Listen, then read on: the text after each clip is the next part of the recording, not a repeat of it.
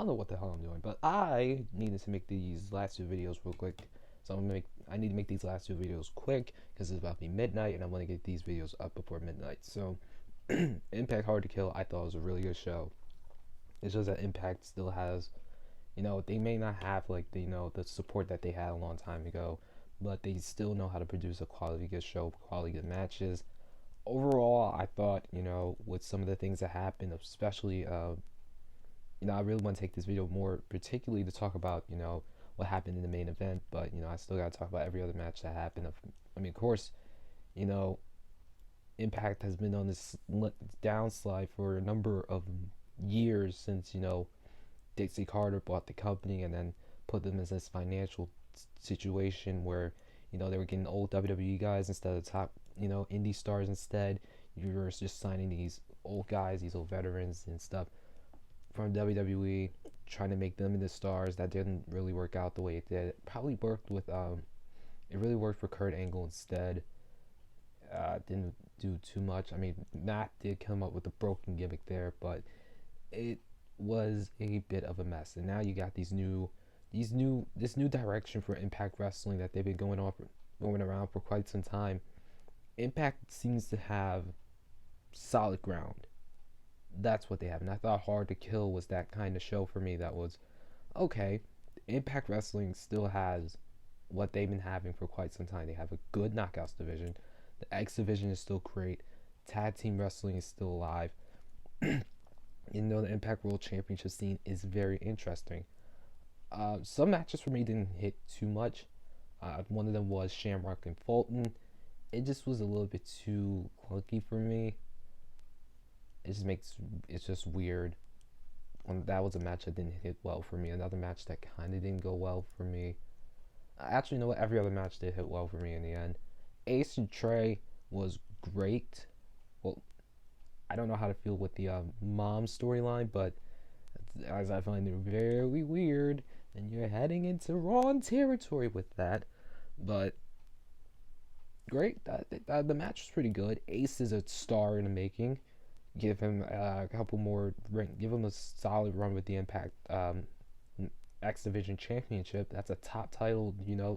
That was the building block title for guys reaching the main event. So there's something to go with Ace, as he's a great worker. He can go in the ring, and he's a young guy from Atlantic City. That's not far from Philadelphia. So of course I'm going to be supportive of him. The knockouts are still strong. Taya Valkyrie, put on a great showing. Jordan Grace has potential to be a knockouts champion. ODB was just the veteran presence that you needed to have in the match. So of course you're gonna have, those veterans like Madison Rayne is still there, working like she did with Impact over years ago. With these new people, with these new talent that you got, and Impact Knockouts division is still going strong with Taya Valkyrie reigning as champion. Apparently for over a year, 370 days. Wow. Because you've seen reigns from Gail Kim, Taylor Wilde, of course, Madison Rayne, Angelia Love, as that reigns with the Knockouts Championship. Those are ones that I remember. Awesome Kong. That is another one I remember. Because I haven't watched Impact in so long. RVD, Rob Van Dam, this new heel character that he's built up with this whole bunch of arrogance. It's like he's more cool than he was in his early run in wrestling, and he's just simply awesome. He still got it in the ring. He's still good with flexibility. He still can perform a 5-star frog splash like no other. And of course, Brian Cage, if you haven't heard the news, is going to AEW. Huge, just one-ups to him. Hopefully he does well in AEW. I hope he does well in AEW, because of course he's a big guy with a lot of things in his moveset, with a lot of versatility. He can move around the ring pretty well. He can do a little bit of high flying, knees and kicks to the face. He can do a lot of stuff. Daga,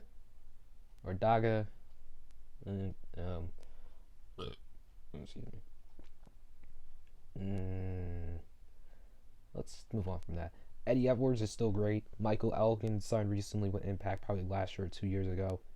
He's great because I watched him during his time in New Japan in 2018 when he was in the G1 Climax. Dude's a big guy, but he can move around pretty well. He can hit like no other. That forearm smash he has is pretty insane. I thought Eddie Edwards versus Michael Elgin was match of the night candidate. There were two match of the night candidates actually, but this was definitely match of the night, and this should probably be talked about a little bit more for a match of the year. I don't know, I might come back to this, but this was a great match. This was honestly great, and I don't know too much about the Call Your Shot trophy. Probably leave that down in the comments or something, so I can know what the Call Your Shot trophy was. Because even though they tried to talk about it in commentary, Josh Matthews and Don Callis did, I really didn't catch up on it too much, or didn't hear too much of it. And then you got Moose, who signed many years ago, back in 2016. I saw him during his time in 2016, and now he's like this heel badass, just going around, just proving that he can be something. He's got what it takes to be a world champion. Like Eddie Edwards soon might be a world champion. Michael Elgin, of course, Eddie Edwards has been a world champion before. I hope he gets another run with the title again soon, because damn, he's good. He's really good. Still really good. Michael Elgin is still really good. And then you got Moose, who's been this like kind of heel thing coming off of Legends, and then Rhino is still like this veteran presence that you have in the locker room. He knows what it is, how it is in Impact. So, of course, that's something to have. And I thought that no disqualification match was pretty good. And I think Moose winning was fine as well. Just the referee bump was ridiculous. The North versus Willie Mack. This was a match that reminds me a little bit of WWE in some sort of way, because the North reminds me of the Revival. You got the tag team specialists. You got the wrestling specialists at their very finest. With oh man, I forgot their names. God damn it. But the North remind me of the Revival, because they can go in the ring and they can be a damn good tag team. And then Willie Mack reminds me of Keith Lee, just a big black guy that can move around the ring. And you know me, you look at the skin. Look at skin. I ain't that much of a guy that can move around, and I know damn well I can't move around like those guys. You can see Keith Lee doing a moonsault and a whole flip over the top rope. So is Willie Mack. He's doing the same things. So seeing those guys prosper in their way and succeed in that way, that's been pretty awesome to see. And of course, that match is another match of the year candidate, because man, it was insane just to see how Willie Mack just kept fighting and fighting and fighting. And obviously, just he wasn't gonna win, but hey, it happened. He put in the effort. He put in a lot of effort. And then finally, of course, Sami Callihan versus Tessa Blanchard. Obviously, I heard a lot about the talk about Sami being the best heel in wrestling, or one of the best heels in wrestling. I saw it right there. He's disgusting, vile. He's just cruel. He has intentions just to hurt people and just be sickening. He just literally, when a guy said, "Fuck you, Sami," he said, "Fuck you too, bitch." That was funny as hell. That was funny as hell. That was honestly one of the funniest things I ever. And I love a good heel. I love a really good heel, and he's one of, if not the best.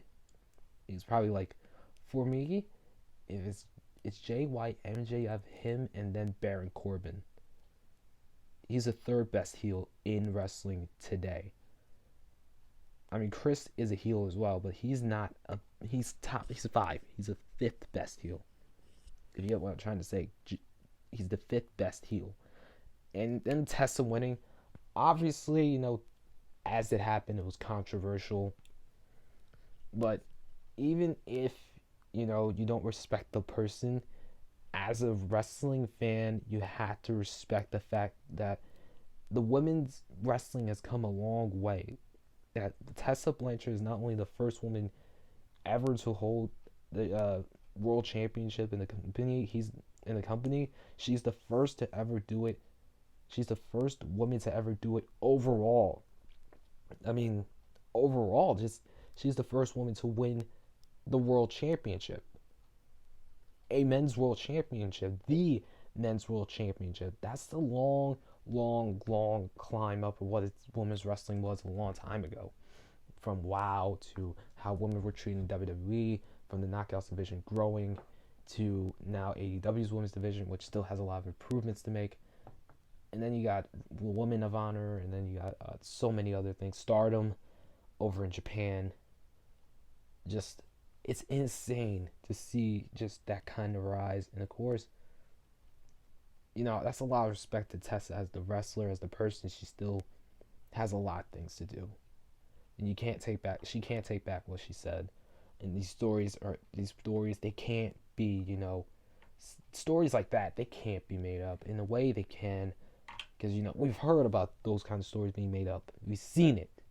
But it's just hard. Overall, I thought Hard to Kill was great.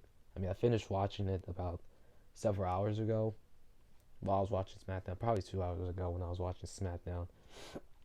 Around 8 something when SmackDown went on break.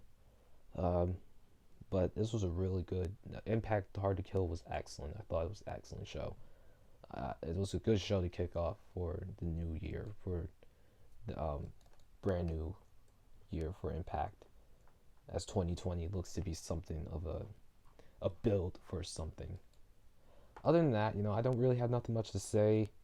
I am going to keep watching Impact more and more each and every day. I am going to keep up with the pay-per-views as much as I can.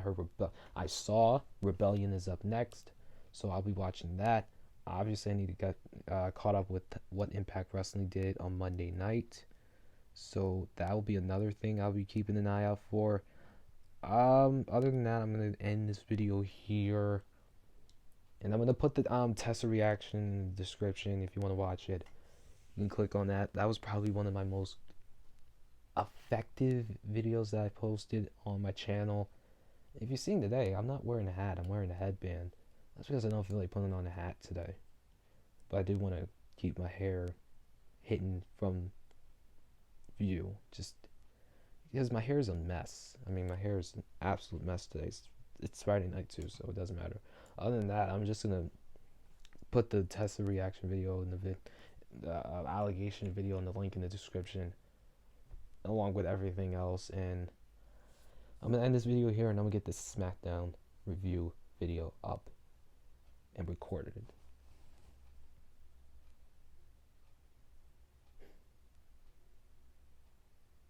Wow, Tessa Blanchard really did it. I only did this because it was an awkward end. I'm ending it. See ya.